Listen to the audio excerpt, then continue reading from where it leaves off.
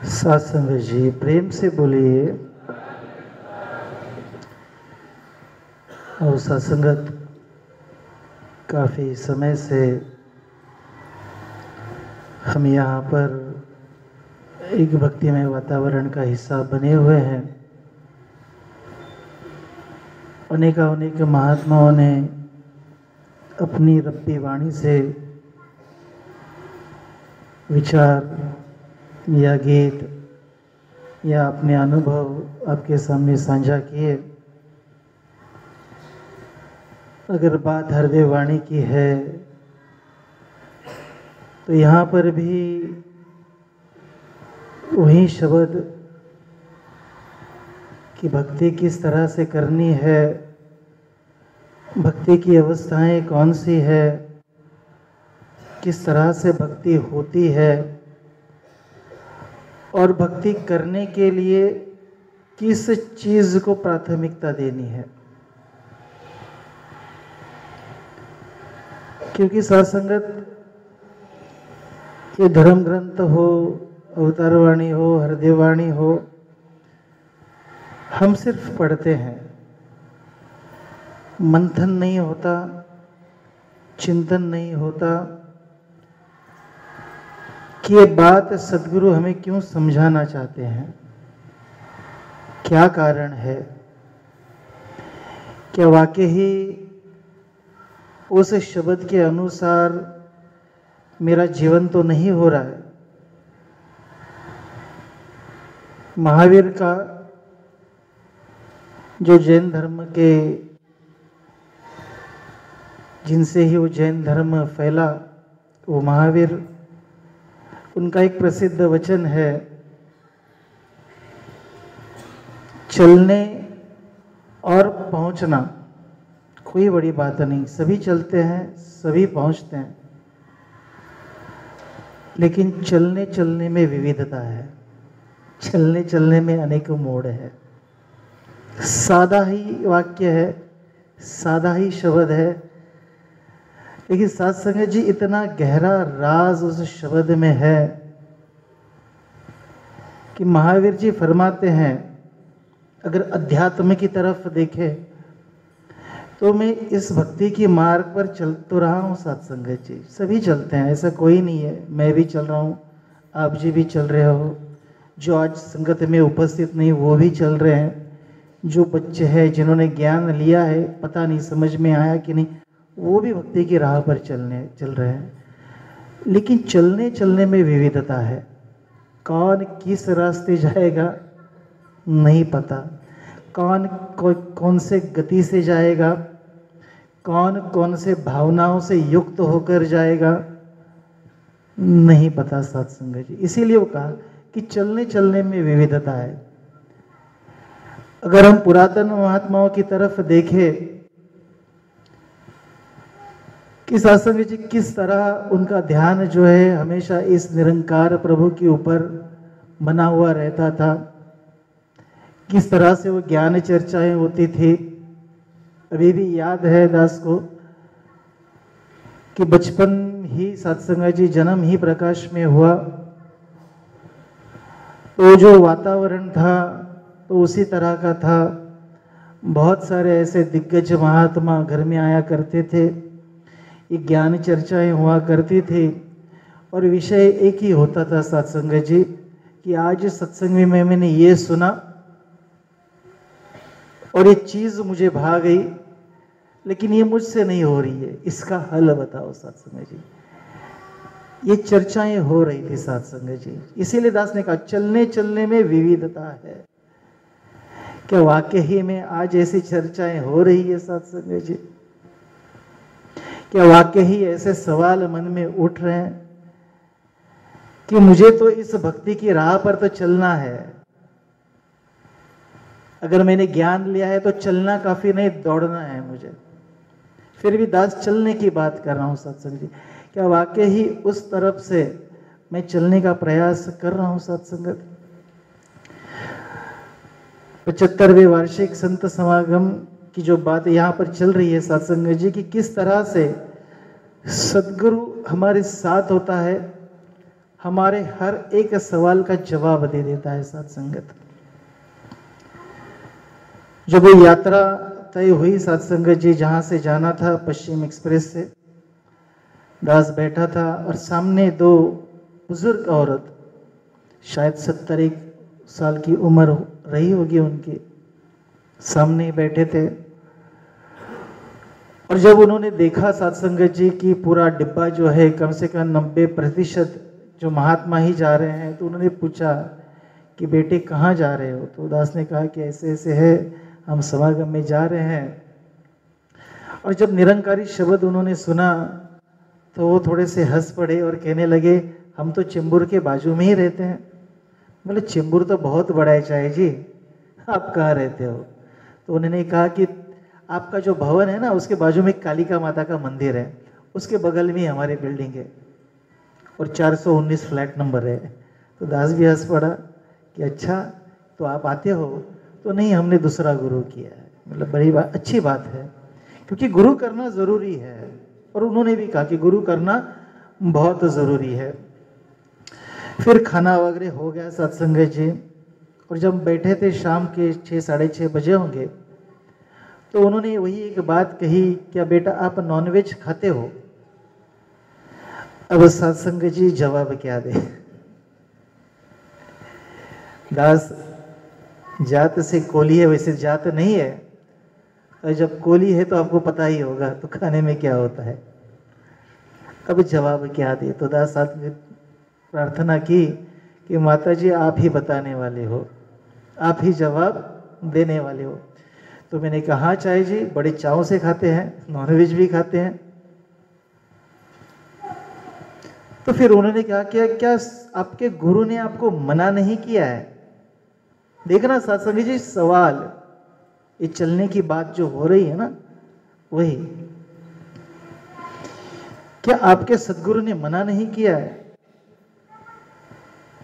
दास ने वही कहा, कहाँ लिखा है आप बताइए। अब जिसने कभी जिंदगी में धर्म ग्रंथ पढ़ा ही नहीं हो तो वो क्या जवाब दे? तो उस बुजुर्ग औरत ने कहा कि नहीं बेटा, हमारे तो सदगुरु ने कहा कि मांस मच्छी को छूना पाप है, वहां जाना भी। और सत्संग जी बोलकर रुक गए।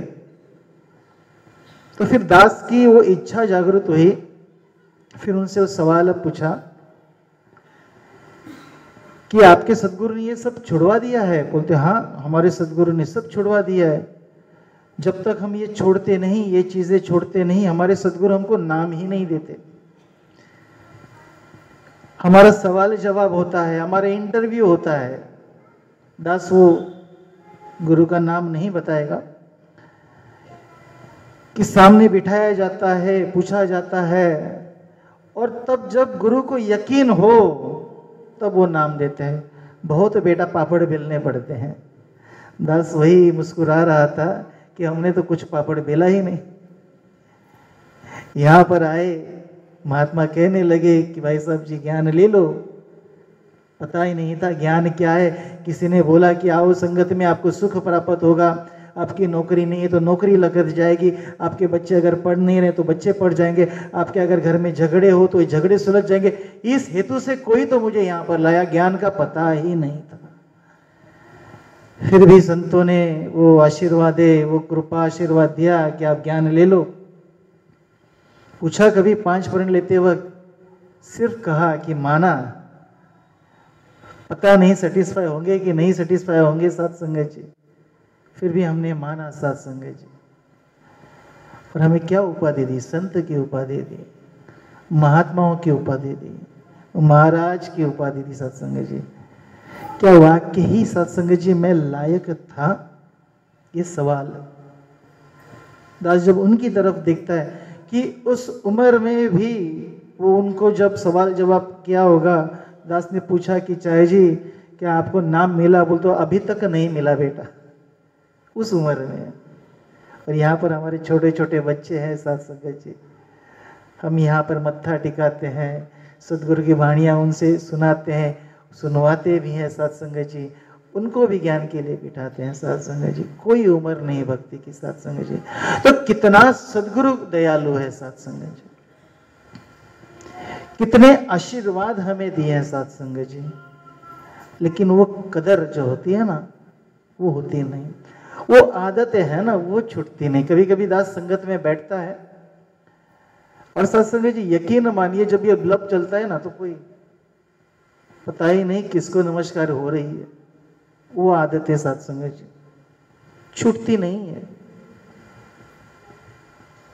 किसको मैं नमस्कार कर रहा हूं, किस लिए कर रहा हूं, मेरा उद्दिष्ट क्या है यहां पर। इसीलिए वो महावीर की वाणी कि चलने चलने में विविधता है। बाबा जी ने ऐसे नहीं कहा कि एक को जानो, एक को मानो और एक हो जाओ। एक को तो जाना, अब हमारी गाड़ी कहाँ अटक गई है, एक को मानने पर। एक हो जाना तो बड़ी लंबी बात है सत्संग जी, बड़ी लंबी बात है। हम कभी कभी सदगुरु पर विश्वास भी नहीं करते, मन डामाडोल हो जाता है। अगर मेरा कुछ काम ना हो ना, मन मुताबिक, सीधे कहता है मन मुताबिक अगर काम ना हो ना, तो सदगुरु पे विश्वास भी कभी कभी डामाडोल हो जाता कि सदगुरु मेरे साथ भी, मैंने तो मांगा था आपने दिया नहीं, क्या भूल हो गई। मैं सदगुरु से सवाल पूछता हूं, मेरी लायकियत नहीं है पूछने की, फिर भी मैं सवाल पूछता हूं, मैं प्रश्न चिन्ह पैदा करता हूं। और ये तीन लोक का मालिक है, अगर नहीं दिया है तो उसमें भी शुक्राना होगा, उसमें भी कुछ कारण होगा सत्संग जी। सुरेंद्र माता जी की बात की, कर्ता को कारण नहीं पूछते, लेकिन मैं पूछ जाता हूं। इसीलिए वो चलने चलने में बीता। इसीलिए वो पहले लाइन में वो बात, मन मंदिर की बात, कि मन जो है ना, ये मन ये जड़ है सत्संग जी। इसीलिए दास ने कहा कि जब तक ये मन से आदतें पूरी तरह से नहीं जाएंगे ना सत्संग जी, वो चलने में जो होना चाहिए वो बात नहीं होगी। दास को वही बैठे बैठे वो कहानी याद आई यहाँ पर कि ऐसे ही 3-4 दोस्त थे, चोरी करके अपना गुजारा किया करते थे। और सत्संग जी जैसे हम देखते हैं ना, जसा डोंबाऱ्याचा खेळ असतो, बघितलं ना कधी डोंबाऱ्याचा खेळ, रशी लावलेली असते, माणसं पटकन इकडनं उडी मारून त्या रशीवर पण चढ़तात जातात। तो वैसा ही वो खेल चल रहा था और वो चोरों ने देखा कि तो डोंबारी होता ना सत्संगत, डोंबारी, की हा पटकन उडी मारायचा, पटकन त्याच्यावरती उडी मारायचा आणि चालायचा पण। तर त्या चोरांच्या मनात असा विचार आला की या जर डोंबाऱ्याला आपण पकडलं, की हा उडी जो मारतो ह्याला जर पकडलं आणि ह्याच्याकडून चोरीचं काम जर करून घेतलं तर आपला जास्त फायदा आहे। मग तो डोंबाऱ्याचा खेळ झाला, ते चोर त्याच्याकडे गेले आणि विचारलं की बाबा तुझं उत्पन्न काय। तर तो म्हणायला लागला की बस बाबा 100-200 पोटा पाण्यासाठी होतात। त्या चोरांनी सांगितलं जर आमच्यावर काम केलं तर 1 तासाचंच काम आहे, तू दिवसभर हे काम करतो, 100-200 सुटतात, 1 तासाचं काम आहे। डोंबाऱ्याने विचारलं बाबा किती देशील? 2000। आपण डोंबारी खुश झाला, रात्री फक्त 1 तास काम करायचं आहे, इथे दिवसभर घाम गाळायला लागतोय, पता नहीं कितनी काम करना पड़ता है, कितनी कुदियां मारनी पड़ती है। डोंबारी खुश झाला, बोलतो मी तुला 3 दिवसानंतर इकडेच भेटेन, 3 दिवसानंतर तू माझ्या बरोबर ये। 3 दिवसानंतर त्या डोंबाऱ्याचा खेळ चालू होता। ते चोर त्याच्याकडे आले की बाबा आज रात्री आपल्याला काम करायचं आहे, एका घरी चोरी करायची, तुला फक्त एकच काम करायचं की वरती चढायचं आहे, खिडकी उघडीच असते, ते कुटुंब आहे ते 2-3 दिवसासाठी बाहेर गेले, किचनची खिडकी उघडी आहे पण ते वर असल्यामुळे तूच चढू शकतो, आज जाऊन फक्त दरवाजा खोलायचा, बाकी काम आम्ही करू, तुझे पैसे जे आहेत ते तुला आम्ही देऊ। ठरल्याप्रमाणे रात्री 12 वाजता सगळे जमा झाले। पहिल्या का दुसऱ्या माळ्यावर ते घर होतं। डोंबारी आला, चोर पण आले आणि चोरांनी सांगितलं की बाबा मार उडी, चढ वर, आणि खिडकी खुली आहे, थोडीशीच खिडकी खुली आहे, त्याच्यातून तू आरामात जाशील, चढ पातळ होता आणि आतून फक्त कडी खोल, आम्ही येतोच। तो डोंबारी जशाच्या तसा उभा आहे। चोर म्हणाले की बाबा उडी तर मार, चोरी करायची आहे ना, तो चोरी तर करायची आहे, पण उडी कशी मारू? तो होता रे, तू जग खेळ जो खेळत होता त्याच्यात कशी उडी मारायची? तर तो डोंबारी म्हणायला लागला, जोपर्यंत ढोल वाजत नाही तोपर्यंत मी उडी मारत नाही. जब तक ढोल नहीं बजेगा मैं कभी नहीं मारूंगा, मैं छलांग नहीं मारूंगा. अब चोर बोला, अगर ढोल बजा तो हमारा ढोल फट जाएगा. किस तरह से चोरेगी? वो आदतें नहीं जाती साथ संगत, वो आदतें नहीं जाती. ये मन में भी ये आदतें छुपी है. सदगुरु चाहता है कि ये आदतें निकाल दे. अगर मैं इस मिशन का हिस्सा हूं तो पूरी तरह से मुझे समर्पण होना होगा. अगर मन में कुछ भी है तो मैं पूरी तरह से सरेंडर नहीं कर पाऊंगा. साथ संगत नहीं कर पाऊंगा. सदगुरु बिल्कुल समर्थ है. जैसे अभी राजेश जी की बात कही, दास पिछले ही रविवार शायद थाना में गया था, गोपियन पार्टी के महात्मा थे, उनसे वो चर्चाएं हो रही थी. तो उन्होंने वो बात कही कि आईसीयू में थे महात्मा और राजपिता जी मिलने के लिए आए, और जैसे ही राजपिता जी ने वो हाथ पकड़ा कि राजेश जी गुरुवंदना में आपको आना है और आपको परफॉर्मेंस भी करना है, यकीन मानिए 5वें दिन डिस्चार्ज हो गया. कि कब आईसीयू से जनरल वार्ड आ गया, फिर जनरल वार्ड से डिस्चार्ज हो गया.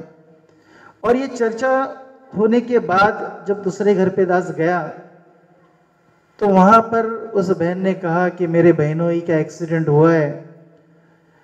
जो ऑपरेशन राजेश जी का हुआ था वही ऑपरेशन उनका है. 20 दिन से उंगली भी नहीं हिल रही है. अब सत्संग जी में कंपैरिजन कर रहा हूं कि जो ऑपरेशन राजेश जी का हुआ वही ऑपरेशन इनका हुआ. सिमिलैरिटी है ना. लेकिन एक 4 दिन में खड़ा हो गया, 6वें दिन प्रैक्टिस के लिए आया, 7वें दिन परफॉर्मेंस किया, और एक जो है 20 दिन उंगली भी नहीं हिली, उंगली भी नहीं हिली, वही कोमा की अवस्था में. सदगुरु ने हाथ पकड़ा सत्संग जी की आपको आना है. सदगुरु ने हम सब का हाथ पकड़ा है. तो सोच लेना सत्संग जी, सदगुरु मेरे लिए क्या कर रहा है, ये परमात्मा मेरे लिए क्या कर रहा है. तुझा आहे तुझ पाशी परी तू जागा चुकलाशी. हमारे पास सब मौजूद है लेकिन मैं उसकी कदर नहीं करता. इसीलिए बात की मन मंदिर की बात कि मन ही जड़ है. जब तक मन को पूरी तरह से मैं समर्पित नहीं करूंगा वो बातें नहीं होगी. अगर मैं यहाँ बैठा हूँ, अगर मन मेरा बाहर है तो यहाँ बैठने का भी फायदा नहीं है. अगर मैं यहाँ बैठा हूँ, अगर मन में और विचारें चल रही हैं, सवेरे ऑफिस जाना है, कैसे होगा, ये प्रोजेक्ट का काम किया कि नहीं किया, यहाँ से तो पता नहीं कितनी वाणियाँ रब्बी वाणियाँ निकलेंगी, लेकिन मन में ये विचार चक्र शुरू है तो वो बात नहीं बनेगी. हमारे पास जब थाना में दास रहता था, एक महात्मा अक्सर आते थे सत्संग जी, कैडबरी कंपनी में काम करते थे, और सत्संग जी पिताजी से वो ज्ञान चर्चाएं करते थे, घंटों घंटे चर्चाएं. दास 7वीं 8वीं में रहेगा सत्संग जी. एक बार आए घर पे, ऐसे ही बिठाया, दास पढ़ाई कर रहा था, इतिहास का बुक लेकर. अभी भी वो वाकया नजर में आ रहा है कि पिताजी एक चेयर पर बैठे थे, वो महात्मा एक चेयर पर बैठे थे, और वो कहने लगे कि महात्मा सिमरन नहीं हो रहा है, महात्मा सिमरन नहीं हो रहा है. तो पिताजी ने नजरअंदाज कर दी वो बात, छोड़ दी बात. फिर उस महात्मा ने कहा जोर दे कि महात्मा सिमरन नहीं हो रहा है, आप जी कुछ बताओ. तो फिर पिताजी ने वो भी बात छोड़ दी, स्टिल ऐसे ही बैठे रहे सत्संग जी. दास सामने बैठा है.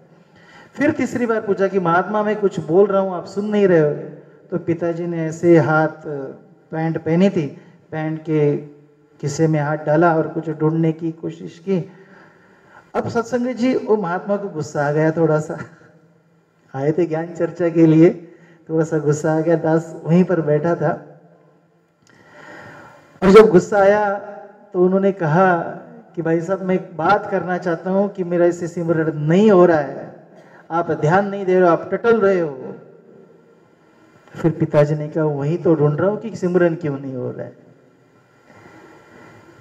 सिमरन रटने की चीज है ही नहीं, सिमरन चिंतन की चीज है।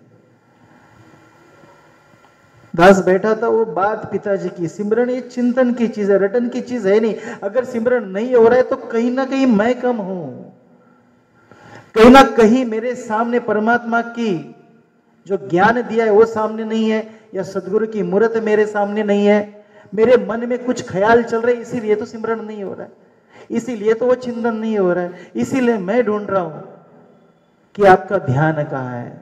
जब तक आपका ध्यान नहीं आएगा उस चीज पर, वो सिमरण नहीं होगा। सत्संग जी बड़ी सरलता से बात कि सदगुरु ने समझाया कि किस तरह से सिमरण करे, लेकिन वही बात दास ने, चलने चलने में विविधता कि मत जो है ना ये रुकावटें डाल देता है। तो आगे कैसे जी?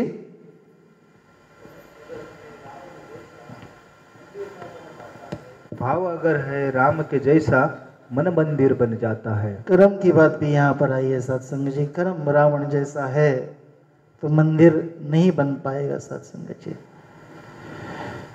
सिमिलरिटी तो दोनों में बहुत थी सत्संग जी। अगर इतिहास की बातें पढ़े तो रावण एक प्रकाट पंडित था, बहुत सारी विद्याओं से, बहुत सारे ऐसे धर्म ग्रंथों से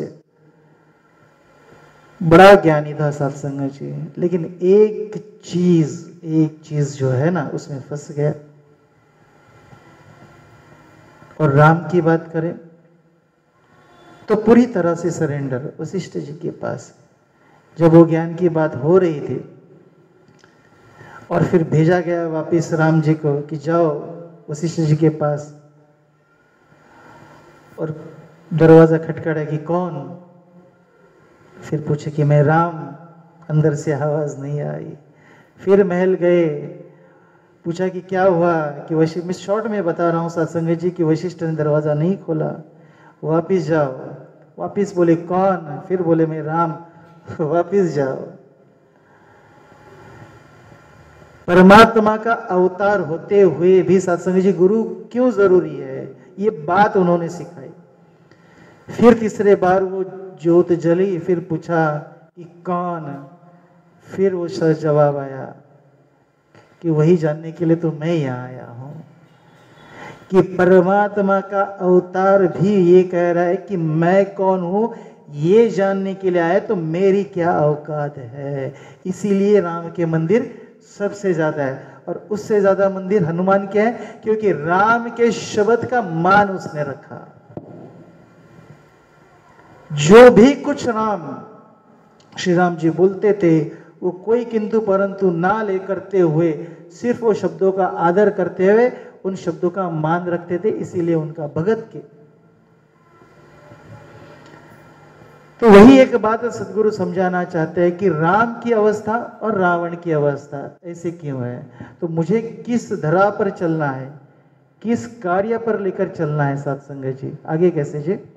सतगुरु के ज्ञान से जिसका बन गया मन सुंदर है, ऐसा जन ही चलता फिरता जग में पूजा का घर है। जग में पूजा का घर है सत्संग जी। ये सीधी बात हरदेव वाणी में बता रही है कि जो भी आदेश उपदेश आएंगे, जिस अवस्था में भी मैं करूंगा सत्संग जी। अगर हम पुरातन महात्माओं की बात करें, दास ने बहुत बार कहा है ये सत्संग जी, लेकिन ये रिपीटेशन क्यों हो रहा है, क्योंकि हमारे दिमाग की बत्ती कभी जलती ही नहीं सत्संग जी। आज कमल जी का नाम ले ले, राज कवि जी का नाम ले ले, कपूरथला वाले बापा रामचंद्र जी का नाम ले ले सत्संग जी, या हमारे पहले प्रधान जो है लाभ सिंह जी, उनका नाम ले ले, राज कवि जी का नाम ले ले, उपासक जी का नाम ले, वेक्षक जी का नाम ले। क्या था उनके पास सत्संग जी?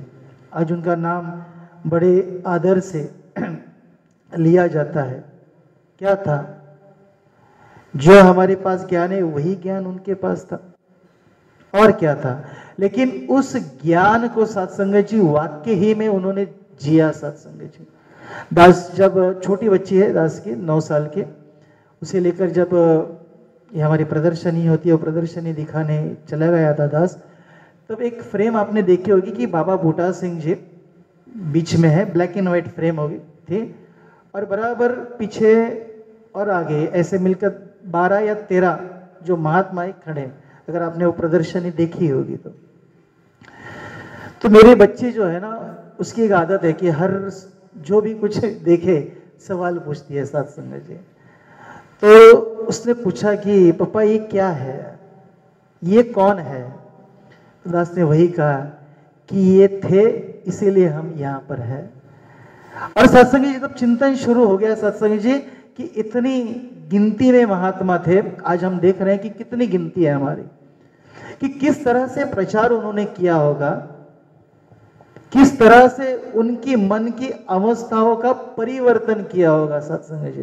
क्योंकि उस जमाने में पूजा अर्चना इतनी चरम सीमा पर थी सत्संग जी, आज तो नहीं है डिजिटलाइजेशन के वर्ल्ड में, लेकिन उस जमाने में, फिर भी उस जमाने में सत्संग जी सदगुरु के शब्द को उनके कानों से लेकर हृदय तक पहुंचाना कितना कष्ट वाली बात होगी साथी, फिर भी उन्होंने किया।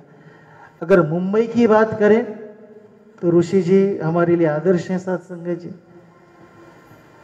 कि जब बोला गया कि आपको जाना है महाराष्ट्र, तुरंत तैयार हो गए। नहीं बोला कि मुझे मराठी नहीं आती, मैं किसके यहाँ रहूंगा, मैं किसके साथ जाऊंगा, सिर्फ और सिर्फ वो आदेश का पालन उन्होंने किया सत्संग जी। तो आज हम देख रहे हैं कि आदेश का पालन का नतीजा ये सब है सत्संग जी। आओ सत्संग जी सोचे, क्या वाकई ही मैं भी सदगुरु को आदेश को इतनी महत्ता दे रहा हूं? अगर मैं दे रहा हूं तो मेरा चलना यहाँ पर मुबारक है, नहीं तो फिर बीच में कितने न जाने कितने स्पीड ब्रेकर आएंगे। तो अंतिम लाइन कैसे जी? नफरत से न संवरने वाला मन संवरेगा प्यार से, कहे हरदेव हरि सिमरन से सतगुरु के एतबार से। हरि सिमरन से सत्संग जी, इसलिए दास ने कहा कि वो ध्यान वाली अवस्था वो बहुत जरूरी है, और मन ही जो है ना वो कारण होता है ध्यान के लिए। क्योंकि ध्यान करना, सिमरन करना अरे गहरे की काम ही नहीं है। जैसे हमने एक एक छुपा रास्ता निकाला है सत्संग जी, कि सतगुरु ने कहा है कि रात के खाने के बाद सोने से पहले परिवार के साथ बैठो, 10 मिनट सिमरन करो। और सत्संग जी ये नुस्खा हमने अपनाया है। हम क्या करते हैं, खाने के बाद परिवार को लेकर बैठते हैं, 10 मिनट सिमरन करते हैं और कहते हैं कि सतगुरु के आदेश का हम पालन करते हैं। कि वाकई ही सत्संग जी सतगुरु ने आदेश दिया है। अरे ये तो शुरुआती दौर है, ये तो शुरुआत है कि ये 10 मिनट का जो पीरियड है ना, ये 24 घंटे में कैसे तकदीर हो, इसका परिवर्तन कैसे हो, ये सदगुरु सिखाना चाहता है। इसीलिए पल पल सिमरो गोविंद क्यों कहा गया है, इसीलिए तो कहा गया है।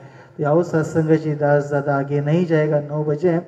सिर्फ वही एक बात कि जब भी हम संगत में बैठे, उस मन से युक्त होकर बैठे, उस भावनाओं से युक्त होकर बैठे। जब भी हम सेवा करें तो सेवा निष्काम और निरचित होनी चाहिए, जिसमें कोई कामना नहीं, कोई इच्छा नहीं, कोई ऐसे नहीं कि मैं खुद के लिए कर रहा हूँ, ये मेरे गुरु का आदेश है, उसके लिए मैं ये सेवा कर रहा हूँ। और सिमरन ये किसी के लिए नहीं होता, ये अपने लिए होता है। तो सिमरन अपने लिए करे ताकि मन की एकाग्रता बढ़े, और जैसे ही मन की एकाग्रता बढ़ेगी, मन का चित्त बिल्कुल स्थिर होगा ना सत्संग जी। तो ये जो रब्बी वाणियाँ आई है ना, ये अमृत वर्षा जो हो रही है ना सत्संग जी, देखिए सत्संग जी एक एक बात मेरे जीवन में आएगी और जीवन की फुलवारी ऐसे सजेगी, ऐसे महकेगी, जैसे कोई अगर सामने से भी जा रहा है ना, आपकी जो महक है ना वो सुनकर हाँ ये निरंकारी महात्मा है। तो वही वो गीत की लाइन कि कर्मों से हम निरंकारी बने सत्संग जी, शब्द से नहीं कर्मों से बने। तो दास ज़्यादा आगे नहीं जाएगा, यही क्षमा प्रार्थी है।